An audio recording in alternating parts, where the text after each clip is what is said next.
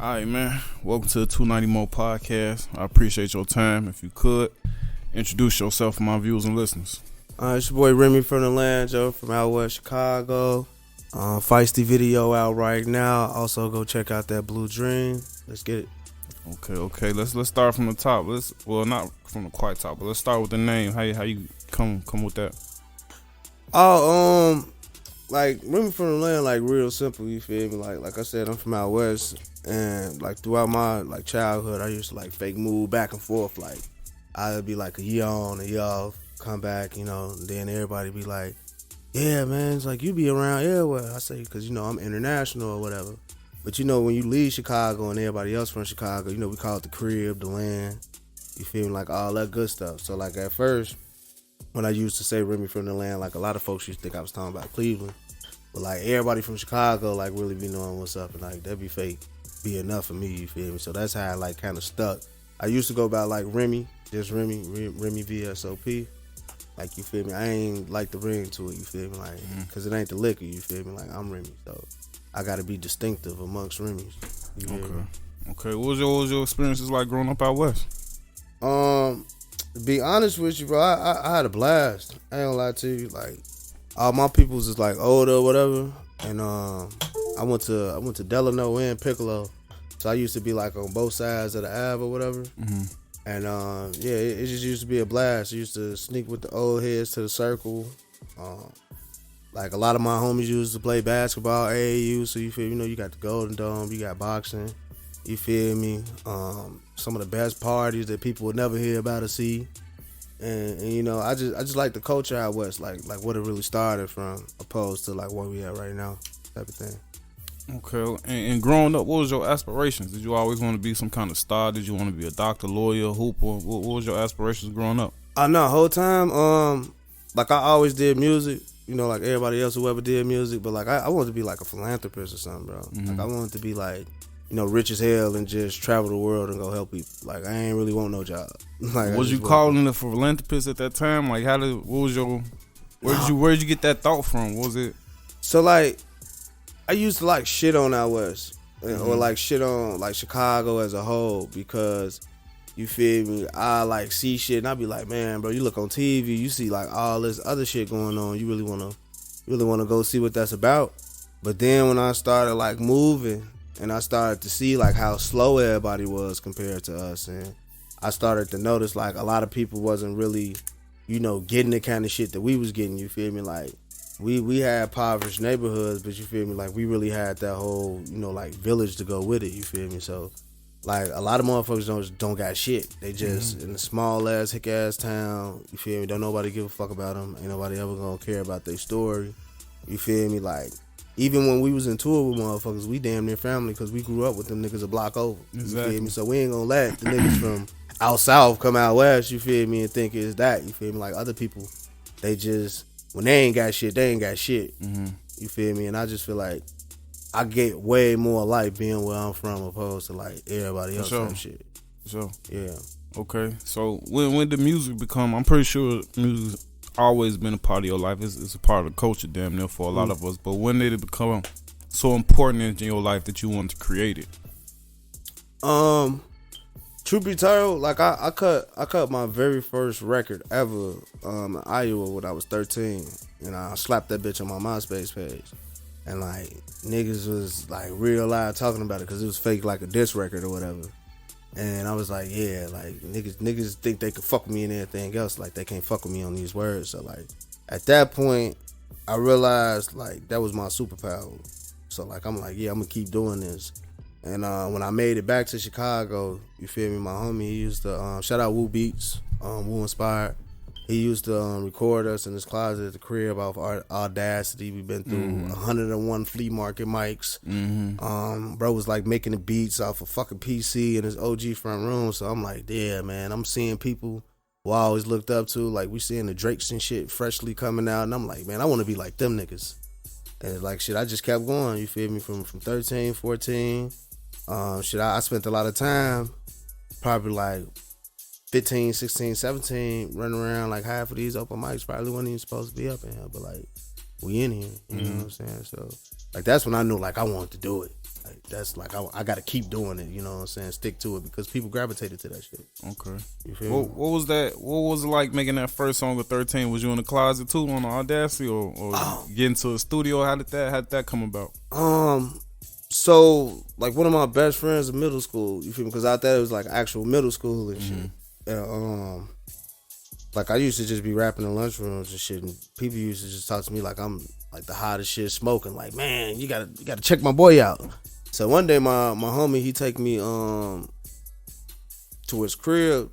His uncle had just came out there with like full setup. I'm talking about boards, turntables and shit like that. And at the time my brother and them was still doing the Audacity shit. That's how I like learned about it. But like this cat had like a full analog setup, you feel me? I think he had like a Pro Tools or a Mixcraft or some shit like that. But like he just had everything analog right there. Say, man, y'all can spit, you feel me? I got this hook, let's hear how you go, you feel me? And I come on that bitch like I'm killing the heaven, like I'm 007 or some shit like that. And I was like, yeah, this hard. I burned a bunch of CDs, you feel me? Passing around the project. They was fucking with it. With that one song on it? Yeah, just the one song on the CD. That one song on the CD. You gotta put that one on the plaque, though. Yeah. Put that one. No, it's crazy. I had it, and then I seen it had like a little chip on it. You feel me? I got mad. I threw that bitch. Man, the final one. But like me knowing what I know now, I'm like, shit. I just want the file. Like, what a file at? It's somewhere. True. You know what I'm saying? Okay. So, what point do you take the step from, you know what I'm saying, just in the crib, homemade music to getting in the studio, working with an engineer and producer? When did that change happen? Did it change when you started getting money, or somebody introduced you to it? To be honest with you, like my actual turning point with it, for real, I think it had to be like 09. Matter of fact, shout out to my boy Jay Daniels. He just came through here and did, you know, he worked with the shorties or whatnot. Me and him actually did like one of my first songs like in Chicago, because that whole 8th grade I wasn't really like making music. You talking about Johnny Daniels? Johnny Daniels. Oh, yeah? Me and him, just shout out my boy, we played football together. I actually cut my very first record that got me back into it with me and him. I think we did the Drake City Is Mine. See, I gotta get on his ass. He slid through here without talking about no music. I know, but see, that's the thing about him, bro. Like, one thing about bro, and that's why I say I love Out West, you feel me? Because, like, we was in Michelle Clark, and everybody tried to get bro to hoop so bad. Like, everybody trying to get him to hoop. You feel me? Matter of fact, I think he was trying to hoop. But one day when the coaches grabbed him, they put him on the football team with me, and, like, you feel me? After that, you feel me? And bro used to be in the locker room just rapping. You feel me? Like, that was my boy. So, you feel me? Like, life got a way of, you feel me, like, taking us to where we supposed to be. When you walk in your truth, it's like that. Because, like, what he doing, I would have loved to do that. Right. You know what I'm saying? Sure. But we got to understand, like, all right, we got different gifts. We different people. We got different paths. You know, but like shit, music was what brought us together early on. So like that was dope. It was dope to see him actually doing this thing on that. So shout out Johnny. But yeah, that was my first real record. So when he got me back into that, I'm just doing it like 09. That was like that. I got me a little record. 2010, my homies, they starting to perform at, you know, like the little local hole in the walls or whatever. And then I ended up doing, I was just at the studio one day. I ended up doing a remix to that Rap City, that Tiger. It was me and Chicago Leak and one of my other boys, Vite. So I was like, man, like Chicago Leak got a little, you feel me, little name behind him at the time. So I'm like, sure, I wanna kick it with Lord now. I wanna see what they got going on. So like I did that record one. That was the only record I ever did with him. But that got me into the like motivated. Yeah, like because at this time, bro, like I'm saying, I'm like 13, 14, 15. I'm still I'm the rapper. Like one time, the funniest memory I ever have, I was out west at one of these parties, and you know everybody used to dance, footwork or whatever. And like, man, I'm outside just rapping. He said, this little nigga over here rapping. Like, don't nobody rap no more. I was like, shit, I do. You feel me? Like, I want to say 4 odd years later, we got Sosa, and now everybody rap again. So it's like, you really got to just stick to what your passion is, bro. Because at that time, it was so many times like man, you see all these big artists and like we ain't getting none of that at the crib. We ain't getting all that. Like the last artist we had was Twista. You feel me? So like to see all the artists that we do got out the crib right now, I take my hat off to that. Not because you feel me, it's possible, but these motherfuckers really putting on for like the real culture, and they talking about our generation. You feel me? Like I respect that so much because growing up we ain't see that. We ain't had that, you feel me? Like, people was real life getting ridiculed for rapping and wanting to watch anime and shit like that. Like, so, like, shit, people get to be themselves. That's what I'm rocking with. But, yeah, that's what just kept me with the music, bro, because it's really like a life path thing. You feel me? Like, I used to think, like, I should have been on as a teenager, but, like, in between that, like you said, how did I get into, like, the producers and engineers and type of things? I get through like my whole high school saga and shit really ain't shaking. And I'm going back and forth, still moving in and out, you know, Chicago, but I'm still in these studios and I'm making these half-ass records. It was heat, but you feel me, like, I'm shitting on the old me these days, so I can't even just try to like act like it was the hottest shit, like I needed work. What was your mindset at the time? Was you focused on creating projects and making shit last, or was it just dropping singles just because you enjoy going to the studio and being a rapper? And see, that's the thing. And I want to talk to like all artists right now. I was a hobbyist. I was a person who liked to rap. I was a person that was known to rap.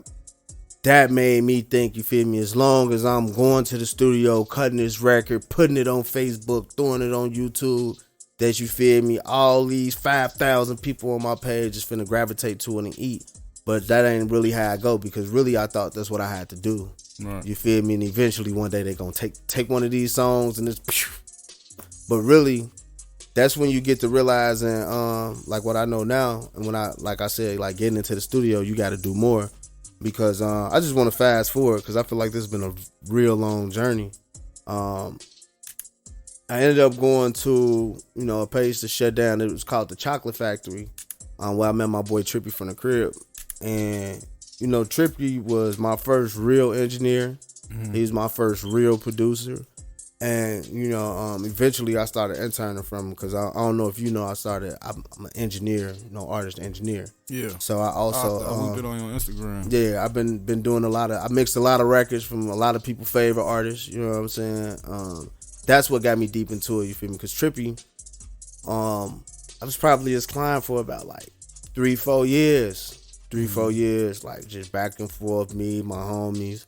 You feel me? A friend of a friend. It's like, oh, you fuck with Trippy? Yeah, I fuck with Trippy too. You know what I'm saying? But I appreciate, you know, everything bro ever did for me because he took a liking to me. And literally, me being his intern, I learned so much about music, the music business, you know, how to approach your music, you know, music theory, the sonic of it all. You feel me? Like, I almost accredited my sound to him, you know what I'm saying? Because that's what helped me, you feel me, develop as an artist and develop my sound. And, like, that's the Remy that everybody hearing right now. So, you feel me? That was made in, you know, Trippy Wave. Okay. Yeah. And just since you've been doing this since 13 and with everything you know now, what's your creative process like now and how has it evolved from, you know what I'm saying, from not taking it serious, being a hobbyist to where you at now? Yeah. Like my mind state, it really be like, you feel me, like kill mode, because when it comes to the creative process, I believe in making that shit organic, like keep it real, like don't be going up in there lying to yourself, you feel me, writing a bunch of shit that ain't real. Don't go up in there thinking you finna make a hit at a time, you feel me, just let it flow, because like some of my best shit, I'm laying on my homie couch and it's like, damn, I gotta get this down right now, and then when I go lay it, it's like bonkers. You feel me? So, like, I don't ever think that, man, I got to go up in the studio with 40 blunts, 10 bottles, some bitches, and all the guys, because I make all my best shit by myself. So, it's like, you got to be able to do both, because I can work in an environment with people, but, like, the process, make that shit real, bro. Like, you got to let that shit flow. And that's why I rocks with the producers hard, because producers lay the foundation for the song, you know what I'm saying? They get you in the mood. You hear the beat the first 3 to 5 seconds, you like, shit. You know what I'm saying? So that's what I gravitate to. You feel me? Like whatever foundation the producer lay down, and really just staying true. You feel me? Organic, because it's a thing about music. when people hear you, they gonna see you. And if they see you, and if they not seeing what they hearing, they not gonna believe. For sure. So it's like, that's the thing with people in music. You know what I'm saying? Like, you really touching people. You gotta make people feel you. And if they don't believe you, ain't nobody gonna feel you. That's why that shit gotta be real. For sure, for sure. And just with you speaking on that right there, and working closely with your producer, when you creating, do you have to hit a music and start creating to it? Or are you writing first and then putting the words to the finding the music for the words, or what's that like? Like, to be honest with you, my process, like sometimes I'm recording and mixing my own music, but I'm in the studio, I'm at the crib. So sometimes, like, if I hear a beat that I love, I'm like, man, I'm gonna take my time with this. I'm gonna sit there and write it. But like, even some of the best shit, it come off more like, all right, I'm hearing the beat, I'm doing it by myself. It's like in and out, in and out, in and out. I think Wayne used to do that shit a little bit. But like, it keep you on your toes because it's a plethora of things that you can say. You know what I'm saying? You don't want to just sit there and say whatever rhyme. All right. Like, gotta make it make sense. yeah, that's the worst thing, bro. I hate that, like, rap now, it lacks subject matter. You know what I'm saying? It's talking about situations like that. Some of these mugs cold. They laying it down. And you can pick up what they laying down. But with the process, you just really gotta, you know, write what feel right. When I get the right beat, I'm writing it. But like, I love going in the studio and it's like, all right, let me see what's coming to me. Sometimes I put like a 15 to 30 minute limit on myself. I can't be sitting up in here on the same beat and it ain't even, you feel me, we can close this, come back to it. But the process definitely, like, it changes per beat and it changes, you know, in the setting, bro. Because all I do is write music. I write music for other people. I write music for myself. I write music for like screenplays and scripts and stuff. I also do reality TV. Oh yeah. Shout out Royal K Network. I've been working with them. We also shot Baddies of Las Vegas season 1, just season 1. So it's a lot of stuff going on out here. You feel me? Like, a lot of people be talking about their influences. Like, I want to be like Quincy. That's dope. Quincy was on everything. You feel me? He was on your hottest record that was Diamond. He was on Fresh Prince. He was on motherfucking Austin Powers. Like, you want to be able to, like, have that work that's just so wicked. It's like, yeah, dude, on everything. Right. You ain't even got to know I'm on Welcome everything. Ed Well. You know what I'm saying? And honestly, that was my thing in Chicago, like, the last couple of years, because I say, like, around, like, 2018, I came back, like, on this rap shit because I was, like, falling back, like, for real. You know, life was getting in the way. Like, 2018, I dropped a video. I think I did, like, 10K. You know what I'm saying? And that's when I felt it again. It's like, this the dude I want to be, you feel me? And, like, me stepping back to be an engineer and everybody thinking I'm producing, I'm making beats, when literally I'm just trying to, you know, be a master at this, a master at sound. Right. I even went to school for a little bit. Yeah. Like, everybody thinking like, man, what you gave up rapping, what you sitting in the back, you the producer dude, and then all the artists that I'm working with, you know, they'll be up in there. It's like, man, this sounds good. Y'all doing y'all thing up in here. You feel me? It took them a while for them to actually take to me too, because I ain't know the shit. But when I actually started to learn and, like, do it, and they started to take to me, they was like, man, bro, you got a future in this, you feel me? And then I just, you know, from that 2018 video, I ain't drop another video till, like, I want to say, like, 2020 or something like that. And everybody like, oh, you can rap? Where that come from? And it's like, nah, bro, like, this me. You can ask anybody. You can ask your cousin up the street that you ain't know that I knew. He'll tell you, like, nah, Remy been doing that thing. But what it be like now, it be like a complete form, for lack of better words. You know what I'm saying? When you learn so much about music and the process of, like, actual music and not just, you feel me, writing some shit down and rapping, like, that shit hit different, bro. Like, it's different when you get in them studios, you feel me? I done been to all kind of writing camps for R&B artists, rap artists. Like, it get real deep. And a lot of people think them link ups just come from the studio, but like, nah, it come from what you know, who you know. Get out here and network. You feel me? Get busy. So, like, that's why I approach music in that way, because it's a lot of ways, bro. Like, it's YouTube. You can get signed. You can United Masters. You feel me? You can make a song and put it on TikTok and do 1 million streams. Like, it's ways. So, like, your song can be I seen a lot of songs. I go up and look them up after I hear them on 2K. They don't got a lot of views. Yeah, that's you know what I'm saying. That's that United Masses connection too. You know what I'm saying? It helps though. But that 2K soundtrack, this last one, that's just dope. Hey, nah, I ain't gonna like that last one, that 23. Because I just heard it like 3 days ago. I'm like, y'all snapping. Now 22 was hard too though. Yeah, that was hard. Like actually, matter of fact, since like 2013, they've been fake doing their thing since Jay-Z did it. But yeah, not to just off that. It's just ways, bro. Like we have to, as artists, approach music a little bit more, intentional. Okay. Because people just be doing shit. We need to approach music a little bit more intentional. That's my mindset. I do shit with intention. For sure. Yeah. And still staying on the approach of everything. Who would you say you make music for? Are you just making what you like to hear? Is it I gotta have one for the club? I gotta have one for the females? You know what I'm saying? What's your I make music for every situation. Because once my catalog it's coming out real soon. I got 2 songs out right now. And one of them, like I said, is like real West Coast-ish. But the other one is more like just, I don't know, Chicago, Detroit, whatever. But like I make music, I call my genre music trunk music. You know what I'm saying? I make stuff that slams in the car. Or such shit you can listen to parking lot pimping. Or on the way to some shit. Or coming back for something. I just say it's that because that heavy percussion. And like I said, I'm from out West. I imagine when a lot of my songs or my mixtapes or albums or whatever, you can play it, you damn near need an 8-door van, open the doors in that bitch and just ride. Because it's gonna sound like that. It's gonna feel like that. Like somebody told me, like, he's like, bro, you sound like the perfect blend of gangster and fun. It's like I ain't trying to, diss my ops. My successes. You know what I'm saying? That does it.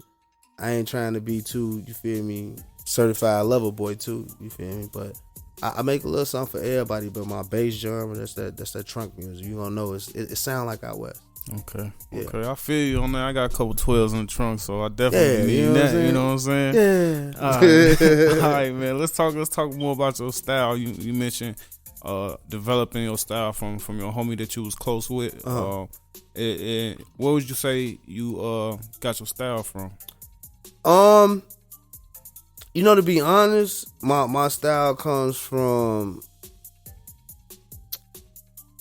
it's a combination of things. And I say like mostly if I had to say like who my musical influences are, I go for like like a Wayne, Valet, one of my favorite artists, you feel me? He chop it up with me every time I see him. Like 05 Jeezy. Yeah, for sure. Like that was an era, definitely Gucci. It'll come from that, but also like the sauce and the swagger, you feel me? Because I feel like it's a certain sauce that come with the words, not just how it sound. And that's all out West, you feel me? Shout out Fresh to Ghost, Tron World, long live my boy.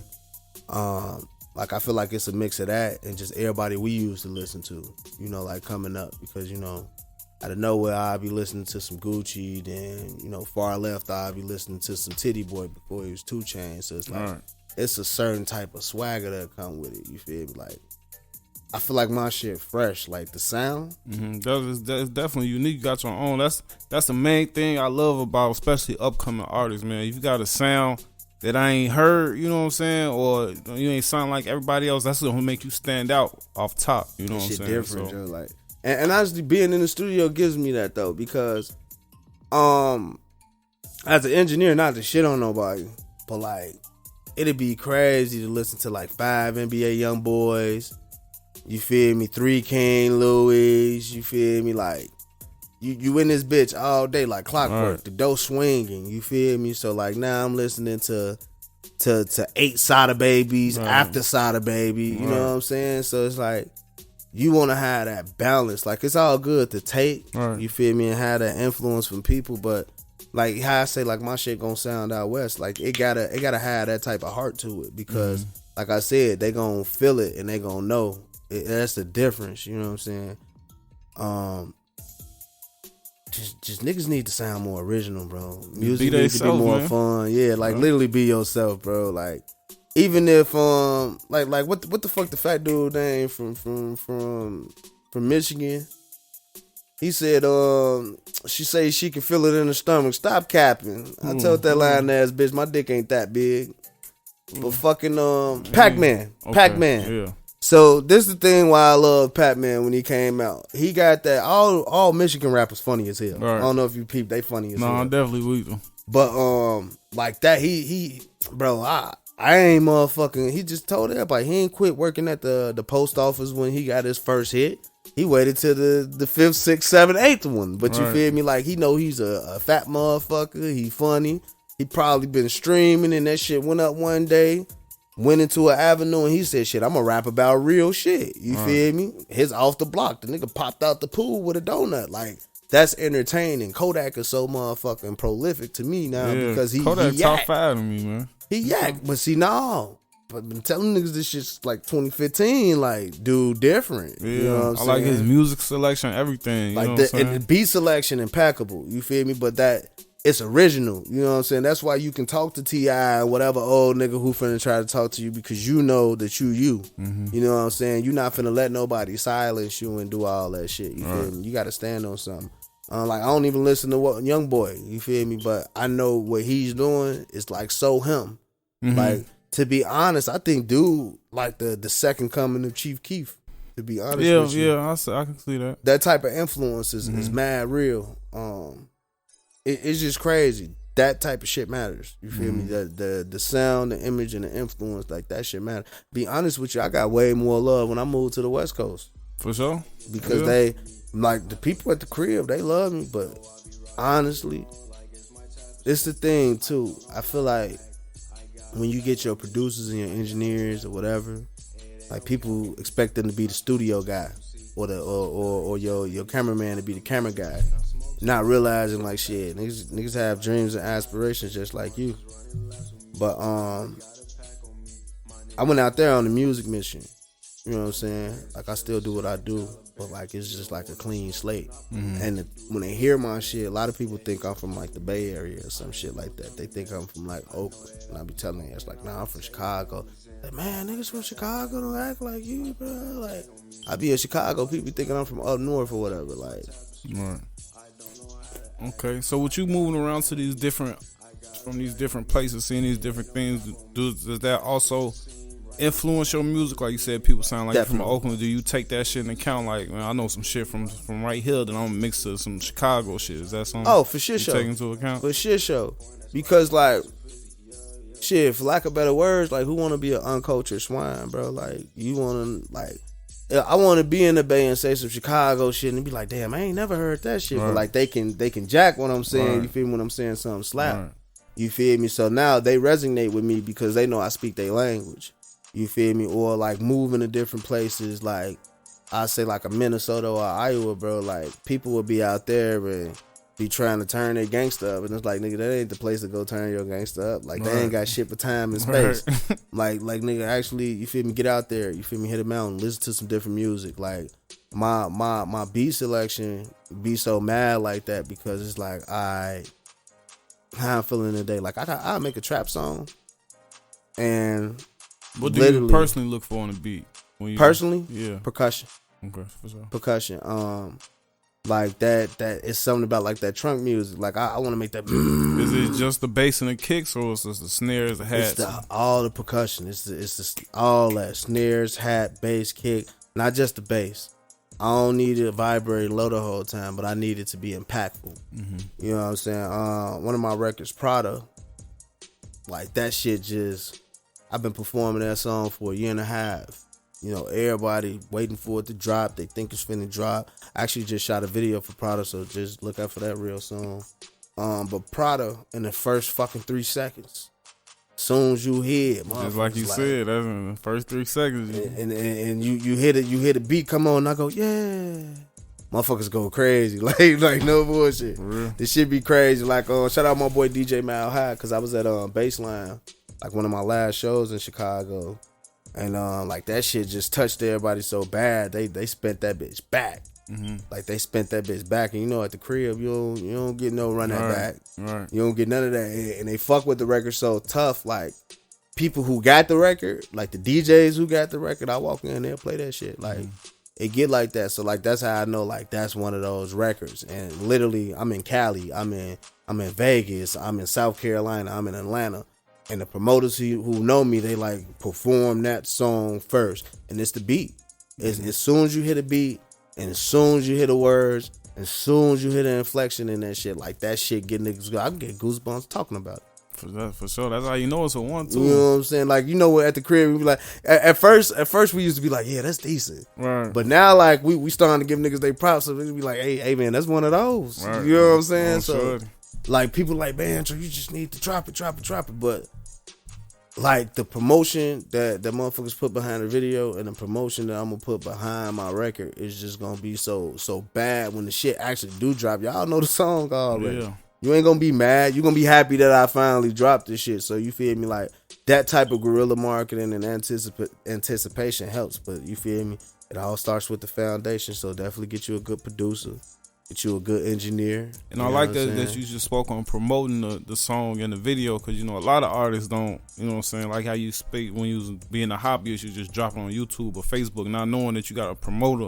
A record, promote a video, you know what I'm saying? Yeah. You create a buzz for yourself before. Yeah, because like to keep it real, bro, but between promotion and the DJs, bro, that's your best friend. Like, how the fuck y'all think we be finding artists that we ain't never heard of, and we really don't give a fuck about the artists? You see them everywhere and shit. Like, look at fucking Ice Spice and fucking Glorilla. No bullshit. I seen the snippet for Glorilla shit. I seen like January. I'm like, this shit hard. Like niggas ain't even know like that they wanted to actually say that they like that shit. But I'm like, nah, this shit hard. Like this shit gonna be big. I started following her. I followed her. Old girl was at like 8,000 fucking followers on IG, bro. She got like 300K right now. And it's just all from that one song, that one beat. But she was already making headway, bro. I was looking at her shit. She had like hundreds of thousands. You feel me? Like let's just say like a FBG Duck. Like God rest bro soul too, because I feel like his time was really like right there, because he averaged. It don't matter what FBG Duck you like song you went to. Yeah. Like that shit would average like 100K, 500K, 2, 3, 4, 5 videos in a million. And once they started hitting the millions, he wasn't going under 200 and 300K. But it's just about that right promotion or just keeping it going. Because the more we work as artists, the more you're going to have to put into this shit. And that's what people like fail to realize. Motherfuckers is hoping and praying that this song is just going to be a hit. Like T-Pain say, bro, 200K just to break the fall. Right. Just to break the fall. So if you want to get this shit organic, maybe you do need to make friends with some DJs. Maybe you do need to stop worrying about, you feel me, having all these bottles and shit at the videos or throwing a party and shit. Like, get you somebody who good with promotion. You feel me? Go on the internet and find somebody who good with promotion. Motherfucking, you can do $100 consultation, and end up with more information that you ever had in like a 10-year span. Matter of fact, I'm gonna give y'all a good example. I was talking to this record company in LA, and we met up in Vegas, and they was talking to me, and the record that I was just telling you about, they played it for the dude who played Lil Saint. Shout out Malcolm, his name Malcolm. And I was like, Lil Saint? They was like, yeah, you know Lil Saint from You Got Served. I was like, oh shit, that's dope. Like shit, when you want to get in the studio, shit, I'll mix up his records because he sing and shit and rap and sing. I'm like, shit, let me engineer his shit. I'm ready. They was like, dog, he heard your song. He wants you to perform. I said, you want me to perform? I was like, shit, let's go. You feel me? Let's do it. So I talked to him. You feel me? I talked to him on the phone. I'm fake getting geeked. I'm going on everybody's Instagram. I'm seeing like who all around and shit. And I'm like, shit, let's do it. And he hit me back in the inbox. He was like, yeah, man. Yeah, I got a good slot for you. It's just gonna be $100. And I'm like, $100? Like shit, I'm me at this point, you feel me? Like, I was like, shit, what the fuck I'm paying you $100 for?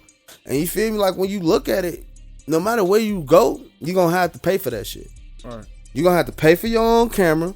If you don't pay for your own camera, you don't want to pay your cameraman, You still gonna have to pay for all the effects and shit to make the shit look like that, and you still ain't got all those years of experience. So, long story short, I paid the $100.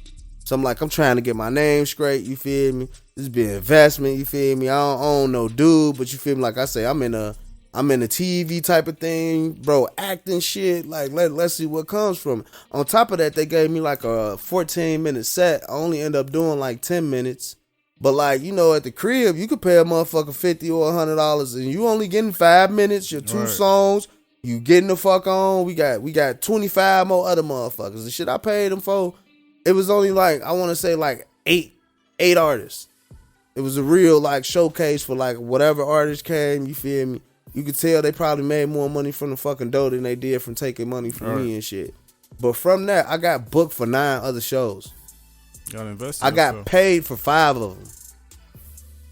So like motherfuckers be complaining, man, who the fuck is dude I'm giving them $100? It's like, that might be your opportunity.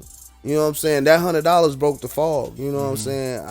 My DMs is full of blue checks. Like my people who call me for engineering, now it ain't the same people who calling me for features and shit. You know what I'm saying? So it's like, those is different avenues. And one reason why, like, I just want to go back into the engineering shit, like, I really, like, I'm a nerd for music, bro. So, like, I really wanted to do that. And I got tired of, you feel me, being on the outside. So, like, that's the difference, you feel me? And when you get tired of being on the outside, you're going to align yourself with people who can do shit for you, or people who can put you in a position. Because not only did I did meet Malcolm, you feel me, or Lil Saint, however, I also met like so many of your stars that, you feel me, you seen growing up. Also got invited out to shows, you feel me. I was just out there in Vegas with PGF Nook and Sauce Walker, seeing Kurt Cobain. I ain't seen Kurt Cobain in years. He's healthy.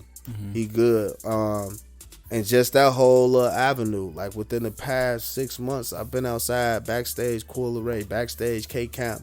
You feel me? I'm interacting with these people. You know, I'm talking to their DJs. I'm talking to their road managers. And that's the difference. That's where promotion comes from. That's where investing in yourself differently comes from, you know, because you have to do things with intention. Like, do you want to spend this $100 to perform, or do you want to spend this $100 to make connections?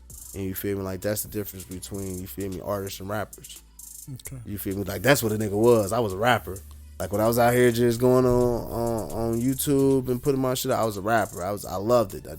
First love. But, like, to be an artist, you feel me, and actually invest in yourself, you feel me, get you a business, you feel me, put everything that you do on that business. You gonna make money. It's money out here, bro. It's money to be made. Like, if you keep nickel and diming at these $25, $50 shows, well, like, what you think they want for that? They just want that little bread. But, like, the connections, the promotion, the investment, like, all that shit come from doing those things in that order with intention. Okay. Yeah. And just from the shows and the working with big names and stuff like that, if you had to say, what would be the highlight of your career so far?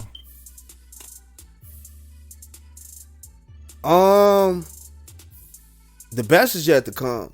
But my highlight, I'm gonna be honest with you, Joe. Like, my best years in music was in the studio. With, you know, with Trippy. It would be with Trippy, you feel me? And all the time I was actually able to spend time with Ghost before he passed. But, like, real live Trippy, like, I got a lot of insight about myself, about artists, and about, you feel me, the whole business, you feel me? Like, I interned for Trippy just to give him his flowers, bro. Within that time, you know, he done worked with Lil Durk. You know, I used to be in the studio with Hypno Carlito all day, you feel me, every day. I actually got a song with E-Day. You feel me? That'll never see the day of light. It ain't, you know, for the clout. Like, I was there. Like, we had that. Like, it happened. So, like, just having those interactions with real artists and real people, like, it showed me the difference between the hobbyists and, you know, people who in this shit. It showed me the difference from managers and shit. I've been performing this whole time. like from 14 on up, I've been performing this whole time. Like, that's my second superpower, because, like, I really like reaching people. That's why I wanted to help people. You feel me? People listen to me. And is performing your best part about the whole process, or what about the whole process as far as writing, making a beat, listening to a beat? What's your favorite thing to do? Is it my favorite part would probably be performing, just because I get to connect with the people. And it's like it's a thing, like they just started calling it the Remy effect. And it's like motherfuckers out there tips. Yeah, it's like, man, like you just had to be there. And like, did he just do that shit? And it's like, yeah, I just did that shit. And it's a high that comes from performing that you be having to, you feel me, like just take it in and then close your ego.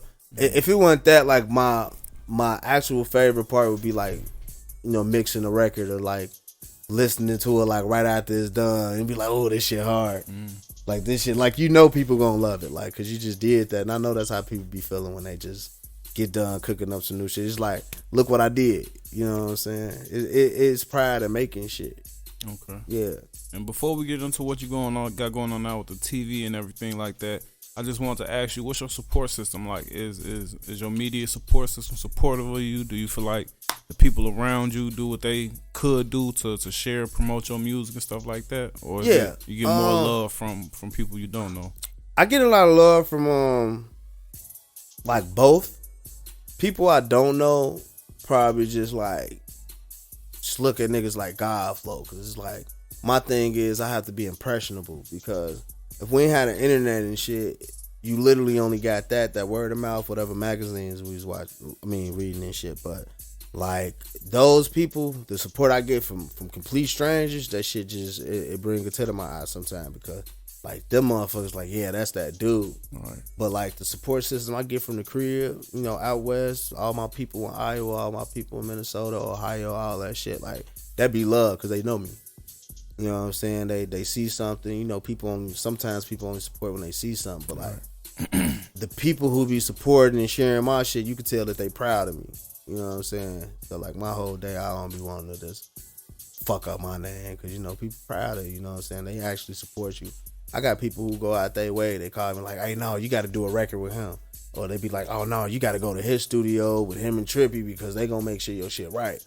Or no, just Remy, just that dude. You won't know about Remy? Like those type of people are the people who like sharing my shit. So like I appreciate that type of thing, because like when I was a teenager, I was mad because niggas used to see me rapping and shit, and it's just like, y'all don't care. And then like niggas started getting on. So when niggas started getting on, like everybody started, yeah. I'm like, no, bro, like what the fuck? Like I knew you the whole time. You knew I did this, man. Yeah. So it's like, I don't know, this shit get a little weird. It get a lot weird when you like. I'm gonna be honest though, the law of attraction is real though. When you really don't care about who's supporting you, you know what I'm saying? Like that shit definitely comes. But I do want to say to people, when you do get supported, you got to know the difference between fans and supporters, and you actually got to, put back into your supporters, you know what I'm saying? Because you can't be no egomaniac out here. Like people really do be loving niggas in their craft and like what they do. Like, even shout out my boy Moe Visionz. Niggas be having songs that are like just impactful, and nigga, the Loved Ones Part 2. If anybody ever listen to the Hiding Your Levels, Hiding Your Sisters, the Loved Ones Part 2. And I think I heard that in like 2020. And I'm like, man, I'm finna go harder. Because I'm listening to the song and like I can vividly recall everything that happens as if I was there. Like I'm visioning it. You know what I'm saying? So I'm like, I want to make more music that's, you feel me? If you is going to be going out in the party, I want you to feel it. Like I want you to put yourself in my song like a fucking music video and just, you feel me? All right. Yeah. Okay. So before I let you go, you touched on it a little bit, but just tell us about a little bit about what you got going on with the reality TV, how long you've been in it, or not just the reality TV, but the overall production of behind the film, behind the camera. All right. So I'm gonna just get straight into the reality TV type of thing, because that's what actually got me on the West Coast. Shout out my boy Kimo Gotti, Royal K Films, the Royal K Network. We probably linked up back in college type of thing, you feel me, here in Illinois. And then bro was like shooting a lot of my videos, so like he was keeping me working and consistent while I was away in college and shit. And like he must have hit me up like, yeah bro, we got some opportunities out here. We wasn't like really sure exactly what was going on with it, but we just knew it was gonna happen. And I flew out there, and shit was just different. You know what I'm saying? I'm with him like every day. I'm probably not even in the studio at the time, but like we shooting music videos, we shooting photos. We, you know, when we get into the reality TV type of thing, you feel me? We actually had to tighten up a bit because, you know, we got lawyers and shit, and then, you know, you got your team, and like me having a background, you know, with the audio, I also got a background with the cameras. I shot a lot of shit that a lot of people don't know. I don't really care to put it out there, but like definitely shot a lot of your favorite shit too. And it's like I took that knowledge and just kind of tightened up on it. And like really tightened up on it, and that's what helped me, because even when I was in Illinois Media School, I interned for Stone Pony. I was doing a lot of programs for shows, a lot of camera work, you feel me? Like even being an intern for Trippy, you know what I'm saying? Like my job ranged from any and everything, but it's like, bro, you gotta have the camera, because if I don't have the camera and he on the boards, then you feel me, what the fuck am I doing, or who else gonna do it? So like we gotta get to that point in our you know, elevating. So when I made it there and started like getting into production and stuff like that, I started learning more about producers and all that stuff. And when we started, we were on Now That's TV. You know, everybody who came from Zeus went to Now That's TV or whatever. But in the midst of it, we were able to get Royal K Network started. And, you know, Royal K Network coming out, we got some brand spanking new shows. You know what I'm saying? Like everybody got a baddies this and the baddies that, but I think what we're gonna give y'all is like a real network. You feel me? You're gonna have everything from your, you know, Flavor Flav type shows to your baddies type shows to your holistic vegan, you know, yoga, fitness, sports. Like you never really know what you're gonna get out of Royal K Network. So I'm gonna just let y'all wait to a launch, because we only got like 2 more months. But if you do follow Royal K Network on IG, it'll kind of give you a sneak peek of like what we actually got going on, because I'm technically not at liberty to talk about what's going on. Sure. You know, even working in the baddie's house, you know, like that was a little different, because, you know, most of the reality TV on the baddie lick, you know, you probably with your girl or something, or with your cousins or somebody, and they watching it, and they get a little interesting because you hear some arguing and fighting and you looking, but like being right there, like, I don't know, it get a little juicy and it get a little like that, you know, because you got women around and stuff like that. But then at the same time, I be like reminding myself like I'm not here. You know what I'm saying? If I had like a different passion for that, I probably would be like way more in tune. But like I've learned like some of the ideas you be having, you know what I'm saying? You just take it, save it for yourself, you feel me? Because a lot of the ideas that you really be having, a lot of people either don't care or they gonna swear they had the same idea. Right. But I got a comedy show that I'm about to produce. I've written it. I got a lot of big names on there, and the comedy show should be, you know, a little bit different. You know what I'm saying? It should be like the same format how y'all see it, but check out The Last Laugh. It's gonna be one of those, and that's a show that I actually, you know, took the time out to, you know, create, you know, write out my business plan. I even pitched it the same as if I went to another network. You know what I'm saying? I just let them know, like, this is what's about to go on. And also with Royal K Network too, they offering, you know, ways to be on the network. So if, let's just say you had a podcast or you had, you know, your own show with your own cameras already put together, and you ain't just want to put it on YouTube and you want to make some residual money, it's a way to, you know, branch out. Black owned. So the owner of Now That's TV black too. So, yeah, so it's like good to like have all those different, you know, elements, because I learned a lot from those people in that time. You know, like I said, Quincy. You know what I'm saying? You want to, like, I keep it real. This is what I do behind the scenes, man. You get all your money first. You get all the experience you need. You know what I'm saying? You could be a rapper all day. They the last people to get paid and the first people to pay somebody. For sure. That's why I just heard Kanye saying like he don't like when people consider him as a rapper, like all the stuff he do. Because all the stuff he does, bro. Like, how can you just sit up here and call this man, literally call this man just a, you don't even call Will Smith a rapper. Right. Will Smith started as a rapper. Right. You don't even see rapper next to Will Smith's name. Mm-hmm. Kanye West is a billionaire. This man was worth more money than your favorite athlete, author, rapper, anybody. Mm-hmm. Matter of fact, you don't sit next to Elon Musk's name, inventor. You don't do that shit. Like, no, you let them know he got that bag. Right. You don't tell them Bezos is the owner of Amazon. No, billionaire fucking Jeff Bezos. Like, stop playing with dude, bro. Like, they call Bezos an astronaut now. You feel me? Like, how the fuck is he an astronaut? I digress. Y'all got, protect Ye, bro. For sure. Protect Ye. I ain't even on no like fake political BS, bro. Like, and then he from the crib. I know he do a lot of outlandish shit, but ain't nothing dude ever said or did was like actually wrong. Like, he ain't go out here and put his hands on people. He don't have no weird ass sex cult. He don't do none of that weird ass shit. Like, he's weird. Right. He's a weird ass Gemini that's talking in circles. You gotta read between the lines, but like, dude ass he ain't no kook. I don't care what you say. You ain't gonna be no billionaire being no kook. You feel me? Like, they said Mark was crazy, but I'll move on. Yeah. All right, man. Before we get you up out here, let the people know what you got going on right now, what you got coming up next. All right, so like straight up, like I said, follow me at Remy4rmDaLxnd. I'm real easy to find. Just Remy4rmDaLxnd. I probably throw a QR code on here, something like that. Feisty video out right now. Blue Dream video out right now. I got an EP dropping. Everybody who following me, y'all can just see that when it do drop. I ain't trying to talk too much about that. Make sure y'all do follow and subscribe to Royal K Network. Shout out to the 290 Moe podcast. You feel me? Like, you definitely putting on for a lot of people. Appreciate you feel me?